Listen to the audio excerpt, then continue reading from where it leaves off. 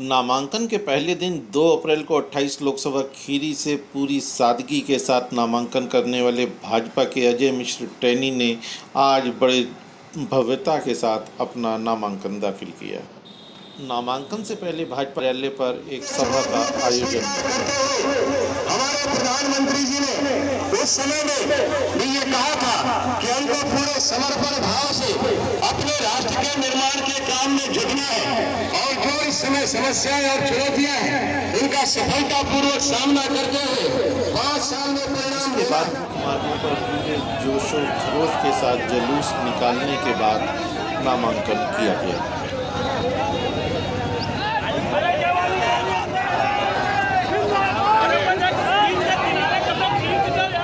नामांकन के बाद हमने उनसे बात किया। दोबारा नामांकन किया, 6 दिन में आपने पूरे क्षेत्र का दौरा किया, 5 साल से आप दौरा कर रहे हैं, क्या आपको तब्दीली दिखाई पड़ रही है? सपा बसपा गठबंधन की कल पहली देवबंद में रैली हुई, जोड़ी जोरदार रही। आपको इस जिले में सपा बसपा गठबंधन की क्या स्थिति लग रही है? देखिए, जो मैंने आप जैसे कह रहे हैं वो वास्तव में सही बात है। मैंने पूरे 5 साल तक लगातार हम लोगों ने ये प्रयास किया है कि हमारा देश आगे बढ़े। राष्ट्रीय स्तर पर भी जब प्रदेश में हमारी सरकार बनी तो हमने प्रदेश में भी उस तरह से काम किया और जिले के काम आपसे छुपे नहीं हैं। कई बार आपसे वार्ता हुई। हम लोगों ने जिले में लोगों को घर उपलब्ध कराने के साथ साथ शौचालय, बिजली, पानी, गैस, ऐसे बहुत सारे कामों को करने के साथ साथ पूरे जिले में 4811 गाँवों का विद्युतीकरण कराने के अलावा बाढ़ को पूरी तरह से जिले में जो हमारी एक बड़ी समस्या थी उससे जिले को मुक्त कराने का काम किया। इन सब कामों का असर पूरे जिले में दिखाई दे रहा है और जिले ही नहीं पूरे हिंदुस्तान में इसी तरह से हमारी सरकार ने काम किया है। अगर आप रैलियों की बात करें तो मोदी जी की रैली के दशांश भी महागठबंधन की कोई रैली अभी तक नहीं हुई है। इसलिए हमको उनके विषय में कोई चिंता करने की आवश्यकता नहीं है। और जहाँ तक अपने जिले की बात आप कहेंगे तो महागठबंधन का कहीं कोई असर नहीं है। आपको उनके गठबंधन की कोई चिंता करने की आवश्यकता नहीं है, लेकिन इस चुनाव का मुद्दा क्या है? देखिए, इस चुनाव का मुद्दा वही है, हमने जो काम 2014 में शुरू किए थे बहुत सारे काम हुए हैं। अभी बहुत सारे काम शिक्षा, चिकित्सा के क्षेत्र में करने बाकी हैं। सड़क और रेल के जो काम हमने जारी किए हैं, चिकित्सा के क्षेत्र में जो हॉस्पिटल्स वगैरह बने, उन सबको पूरी तरीके से परिणात्मक स्तर पर पहुंचाना और इस जिले में कृषि आधारित उत्पादनों पर लघु उद्योगों की स्थापना करना, ये मेरे मुद्दे हैं। क्या इस चुनाव में कानून व्यवस्था भी एक मुद्दा है? नहीं, कानून व्यवस्था हमारी 2 साल से जब से हमारी सरकार उत्तर प्रदेश में बनी है वो ठीक है और हम लोग ठीक करने की दिशा में बढ़ रहे हैं। 15 साल की बिगड़ी हुई व्यवस्थाएं हमको मिली थी, अब हम लोगों ने उसके लिए प्रयास किया है। अजय जी, इस जिले में सदर विधायक पर 2 बार प्राणघातक हमला हो चुका है, 2 बार उनके लखनऊ राजधानी स्थित सरकारी आवास पर चोरी हो चुकी है। इस कानून व्यवस्था पर अब क्या कहेंगे? इसमें मैं आपको कहना चाहूँगा, ये जिस अखबार का हवाला दे करके आप दूसरी चोरी का जिक्र कर रहे हैं उसने झूठी खबर छापी है। ये अभी मेरी बात हुई है तो उन्होंने कहा हमने वही 1.5 साल पुरानी खबर छापी। हमारे विधायक के घर पे कोई चोरी नहीं हुई। मैं उस अखबार के ऊपर सीधा इल्जाम लगा रहा हूँ। वो ब्लैकमेल करने के लिए इस तरीके की हरकतें कर रहा है। इस तरीके की हरकतें निंदनीय हैं। जहाँ तक जो ये आपराधिक घटनाओं का मामला है, आपराधिक घटनाएं हुई हैं, निश्चित रूप से वो सोचनीय है और उस पर हम कार्रवाई कर रहे हैं। हमारे साथ जिला अध्यक्ष लोकेंद्र जी भी हैं, उनसे भी कुछ बात करेंगे। जी।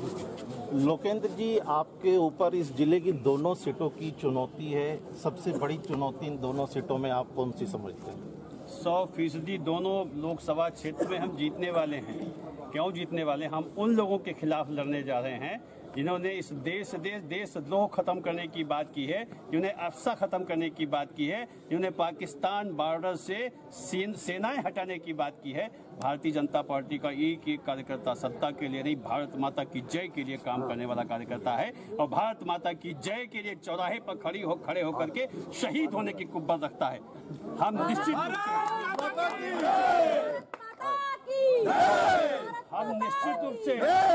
हम निश्चित रूप से यह दोनों लोकसभाओं ही नहीं, सुल्तानपुर अमेठी भी जीतने वाले हैं। जाकर के देख तो लीजिए, वहाँ पे छोड़ के लोग चले गए हैं, केरल चले गए हैं। लोकेंद्र जी, आप जिस क्षेत्र से विधायक हैं वो धौरारा लोकसभा क्षेत्र है, वहाँ पर आपके प्रत्याशी को लेकर बहुत ज्यादा विरोध के स्वर दिख रहे हैं, उस पर आप कुछ कहेंगे? नहीं, ऐसा तो मैं संज्ञान में कहने। मोहम्मदी विधानसभा पंडित दीनदयाल उपाध्याय जी की कर्मभूमि है, वहाँ से भाजपा के बारे में विरोध का स्वर उठे यह संभव ही नहीं है। वह संभव ही नहीं है। वह तो निश्चित रूप से बहुत बड़े मतों से मोहम्मदी जीतेंगे हम लोग। One man show two man army, ये आपके 25 साल पुराने सांसद का आरोप है भाजपा पर, इस पर आप क्या कहेंगे? किस सांसद? ये शत्रुघ्न सिन्हा जी ने कहा है कि वन मैन शो यानी Narendra Modi, two man army यानी मोदी जी और Amit Shah. Modi ji one man show कहाँ? अभी हम लोग आ रहे थे इसमें जुलूस में, मैं देख रहा था युवाओं का उत्साह, मोदी मोदी मोदी, पूरा देश मोदीमय हो गया है। पूरा देश यदि मोदीमय हो गया तो वन मैन शो कहाँ रह गया? वो तो पूरा देश का शो हो गया, 130 करोड़ वासियों का शो हो गया भाई साहब। नगर पालिका का चुनाव हो, विधानसभा का, चाहे ये 2019 का लोकसभा चुनाव हो, भाजपाइयों के सामने केवल एक ही नाम है, मोदी मोदी मोदी। और शायद इसी के सहारे गवर्नमेंट बनाने की विश्वास और यहाँ की सारी सीटें जीतने का विश्वास। MyLakhimpurKheri.com से संजीव पाहवा।